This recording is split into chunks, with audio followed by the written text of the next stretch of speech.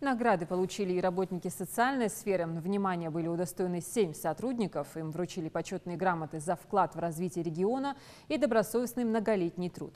Торжественная церемония состоялась в региональном министерстве труда, занятости и социального развития.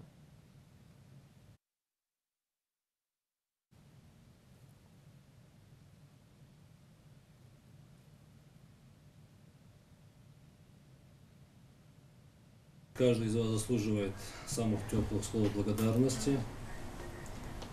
Искренне хочу вас поблагодарить за вашу работу и вклад в развитие республики. У многих из них стаж работы свыше 15 лет. Это и социальные работники, и сотрудники домов-интернатов. Каждый их день посвящен помощи тем, кому просто необходимо дружеское плечо и поддержка. В их числе Людмила Звягинцева, которая уже 8 лет работает в Троицком детском доме-интернат для умственно отсталых детей. Свою награду она посвящает воспитанникам. Как-то так получилось, что пришла, наверное, на маленький срок, но до сих пор все еще работаю. Прикипела, наверное, к коллективу. Глядя на наших детей, не все выдерживают, уходят, многие уходят со слезами, но мы, наверное, привыкли уже, привыкаешь, наверное, ко всему со временем.